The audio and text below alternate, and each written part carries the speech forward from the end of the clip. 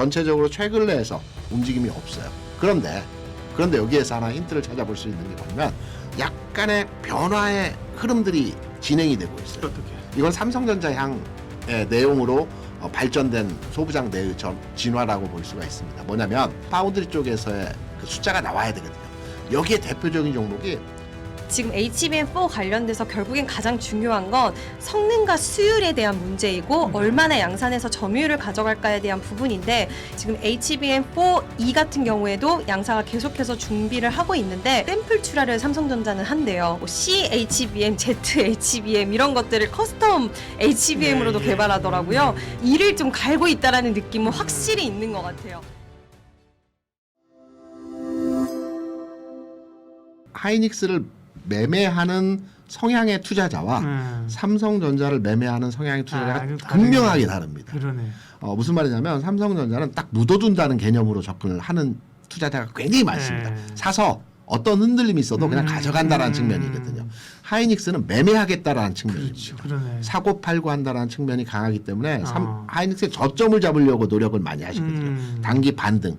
흐름에서의 어떤 개선되는 상황을 통해서 투자를 한다는 측면이기 때문에 문의하는 분들의 성향도 측면에서 보면 하이닉스 타점에 들어왔느냐라고 물어보지 하이닉스 투자해도 사도 된다 라는 측면에서의 매매 관점의 접근이 아니더라고요. 그래서 질문은 삼성전자 최근에 올라와서 삼성을 많이 물어보는 것이 아니고 전혀 다른 두 색깔의 매매 형태였었죠. 하이닉스는 동시점에서 가격을 보게 되면 17만 원에서 90만 원까지 올라왔기 때문에 4배와 7배 차이는 굉장히 많이 나죠. 하이닉스가 월등하게 수익률은 좋았습니다. 다만 이 흔들림 과정이 많았기 때문에 매매 관점으로 계속 사고 팔고 하기 때문에 저점에 사서 지금까지 가지고 있는 투자자가 많지가 않습니다. 그렇죠. 네, 그 투자하시는 분들이 잘못됐다라기보다도 좀 바꾸어졌으면 하는 방향에서의 매매 습성들을 제가 많이 읽어본 적이 있는데요. 네. 내가 10만 원에 팔았던 주식을 절대로 11만 원에 안 사시더라고요. 판 가격이 생각이 나기 때문에 그 가격보다 항상 낮은 가격에 사시려고 하는 게 습성이거든요. 인간의 습성입니다. 그렇죠. 저 또한 그랬고요. 다른 종목이라고 생각을 하시고 접근을 하시라는 말씀을 드립니다. 그 좋은 방법이네. 네. A 종목이 아니고 B 종목이다. 그래서 이 10만 원에 팔았던 주식하고는 별개의 종목이기 때문에 15만 원이든 20만 원이든 이게 30만 원까지 간다라는 가능성이 있다라면 그 가격으로 사야 된다. 소부장의 종목을 발굴해내서 진입으로의 판단을 하는 것은 좀 어려운데 왜 어려운지를 말씀을 드리게 되면 삼성 하이닉스 주가가 좋기 때문에 당연히 소부장 주가도 좋겠다라고 판단하실 수 있어요. 그런데 우리가 최근에 대표주 성격의 종목들의 주가 상황을 보게 되면 뭐 전공정단의 장비주 내에서 가장 대표적인 종목은 원익 IPS겠죠. 후공정단에서 대표적인 장비주라고 리노공업이나 한미환경제 정도가 될 겁니다. 그래서 이게 전공정과 후공정의 대표적인 주가 수준에서의 긍정적인 흐름의 주가 수준이었는데 잘 아시겠지만 10만 원, 20만 원 각 단에서 최근 거의 한 달 새 움직임 자체가 고점을 돌파하는 흐름이 아니고 계속 제자리 걸음에서 왔다 갔다 하는 형태에서의 모습을 보여주고 있어요. 삼성 하이닉스는 주가 상황이 긍정적인 반면에 소부장 종목들은 물론 미리 올라왔다는 측면으로도 해석을 해볼 수 있겠으나 전체적으로 최근래에서 단기적으로 한 2, 3주 내에서의 주가 상황을 보게 되면 움직임이 없어요.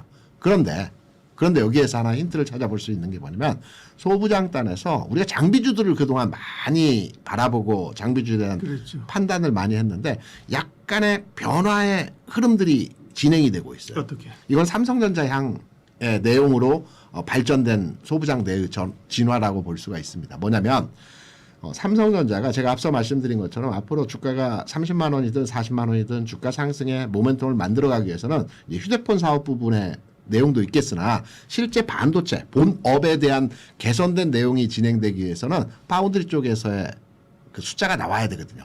파운드리 쪽은 첨단 공정입니다. 그러면 여기에서 소부장 종목들의 흐름들도 첨단 공정과 관련된 종목들의 흐름들이 주가가 그동안 움츠렸다가 이제 움직일 수 있는 상황으로 개선이 되어질 수 있고요. 여기에 대표적인 종목이 첨단 공정은 그러면 그 소재단의 종목들이 많이 있거든요. 왜냐하면 장비단은 삼성전자는 그 세메스인가 시메스 그러니까 자회사 네네. 장비 만드는 자회사가 있죠. 아직 상장되지는 않았는데 OT 시장에서 거래가 되고 있습니다. 여기에서 장비를 대부분 공급을 받는 형태로 진행이 되고 있어요. 그래서 기존의 장비주들은 삼성에 납품하는 게 그렇게 크지 않은 상태이고요. 그리고 우리나라의 장비 국산화가 그렇게 높지가 않아요. 대부분 검사 장비라든가 이런 것들 해외에서 수입해서 네. 그걸로 검사를 하는 형태이거든요. 국산화가 대부분 잘 안 되어 있습니다.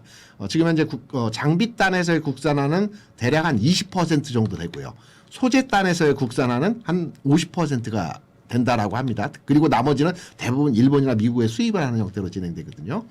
그렇기 때문에 삼성전자가 지금 앞으로의 주가가 D램으로 지금까지 올라왔고 앞으로의 주가는 파운드리 쪽이나 시스템 쪽으로 움직인다라고 한다면 여기에 가장 큰 국산화가 되어진 포지션으로 장착할 수 있는 소재단이 움직일 수 있고요. 소재단 내에서도 구분을 지어야 되는 게 있습니다. 우리가 이제 D램과 연동된 이제 보통 이제 소재단에서의 전공정 분야라고 한다면 이 웨이퍼의 뭐 식각하고 세정하고 이런 등등의 일을 진행하는 데 소재단의 용액들이 사용되지 않습니까? 이게 기존 D램은 이런 완전 고순도 용액으로 사용하는 반면에 이 첨단 공정 같은 건 가스로 세정하고 식각하는 형태로 진행이 되는 공정을 보여줍니다. 그래서 소재에서 가스로 하는 소재 종목들이 있어요.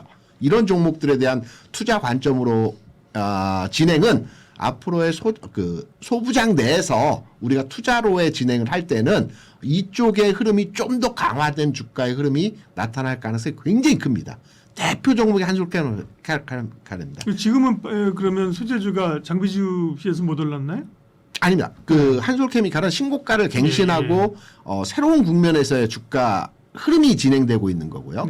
다른 장비주들 같은 경우는 1월에 주가 상승이 있었지만 그 이후에 주가가 정체되어 있고요. 그래서 요게 바뀌는 구조적 측면에서의 내용이 나타나고 있기 때문에 첨단 공정과 관련된 소재주의 흐름들이 찾아보시면 아직 움츠리고 있는 종목들이 굉장히 많습니다. 가격도 뭐 20만 원, 30만 원 아니고 그 이전 단계에서 아직 주가가 바닥을 기고 있는 형태의 종목들이 많기 때문에 요 색깔이 바뀌면서 흐름이 다시 한 바퀴 도는 형태가 되기 때문에 이번 반도체에 대해서 다시 한번 공부를 하시게 되면 해당 종목에 대한 투자 측면에서 오히려 기존 종목에 대한 투자보다는 새로운 이 산업이 바뀌고 흐름이 바뀐다는 측면에서 새로운 종목으로 도전해보는 것도 좋은 기회가 아닐까 이렇게 생각합니다.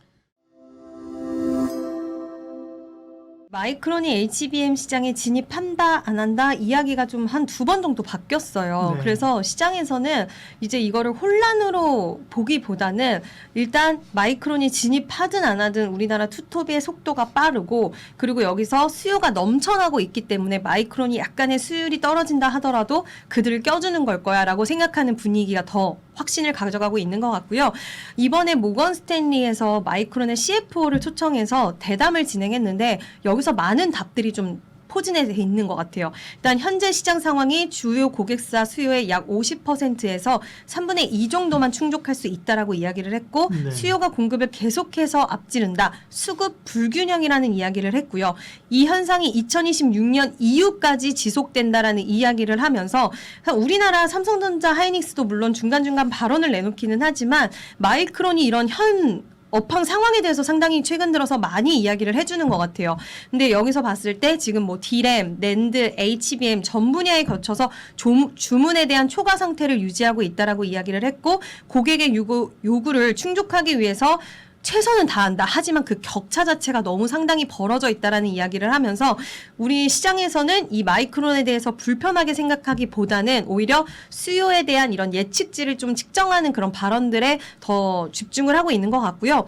처음에 마이크론이 진입한다고 했을 때, 진입하지 않는다라고 했을 때 주가 흐름을 보면 그 중폭이 엄청 뭐 달라지진 않았어요. 마이크론 안 온다고 해서 막 폭등해서 가지도 않았고 마이크론 들어온다고 해서 그렇죠. 주가가 멈추지도 않았기 때문에 지금 시장에서는 마이크론의 앞으로의 행보는 계속적으로 볼 필요는 저는 있다라고는 생각은 하는데 그럼에도 불구하고 지금 시기는 마이크론을 주시를 하면서 우리가 수요를 좀 읽는 쪽으로 좀 판단하는 풍향계 쪽으로 여전히 보는 게 맞지 않을까라고 생각을 합니다. SK 하이닉스를 불안한데라고 보기에는 너무나 엔비디아 지금 CEO와 좋죠. 회동을 네, 너무 많이 맞아요. 하는 것 같아요. 지금은 좋지 않나요? 네, 네. 그래서 그 원래 기존의 1등 자리는 좀 유지할 가능성은 있다라고는 보고 있는데 네.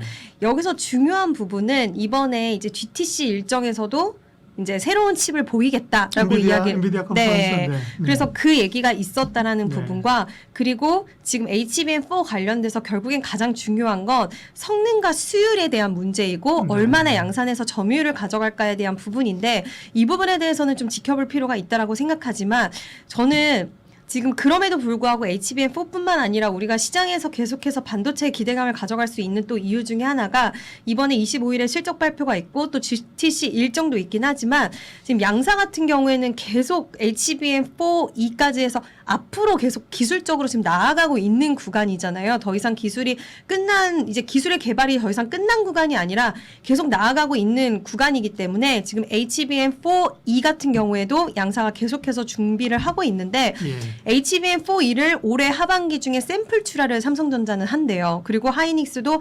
HBM4E에 대해서 준비를 하고 있고 최선단 공정 1C D램 자체를 이제 적용하면서 성능을 더 끌어올린다라고 이야기가 있는데 이거 보면서 좀 느꼈던 부분도 HBM4부터는 SK 하이닉스가 이렇게 수율을 올리기 위해서 뭔가 변화를 준다라는 건 삼성전자의 수율이 상당히 좀 좋은가라는 생각도 저는 좀 들기도 했는데 어쨌든 이제 이런 움직임이 다음 세대 HBM에서 또 격돌이 붙게 될 것이고 그럼 시장은 그거를 주목하면서 또 누가 더 앞서 나가느냐를 평가하면서 그 기대 심리는 같이도 올라갈 수 있다라고 보고 있고요.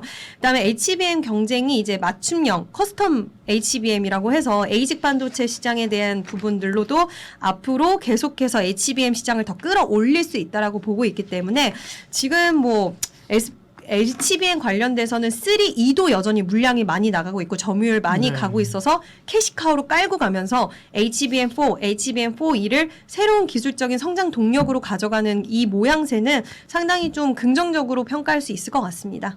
판도가 약간은 바뀔 수도 있지 않을까는 예. 보고 있는 것 같은데 예. 어려우면서 그 기술에 대한 부분들은 쉽게 예측할 수는 없는 분야여서 이제 지켜는 봐야 되겠지만 뭐 커스텀 시장이 열리면서 또 삼성 같은 경우에는 HBM, 뭐 CHBM, ZHBM 이런 것들을 커스텀 HBM으로도 예, 예. 개발하더라고요. 그래서 이를 좀 갈고 있다라는 느낌은 확실히 있는 것 같아요. 음. 그래서 이런 부분들이 좀 관전 포인트가 아닐까라고 생각합니다. 네.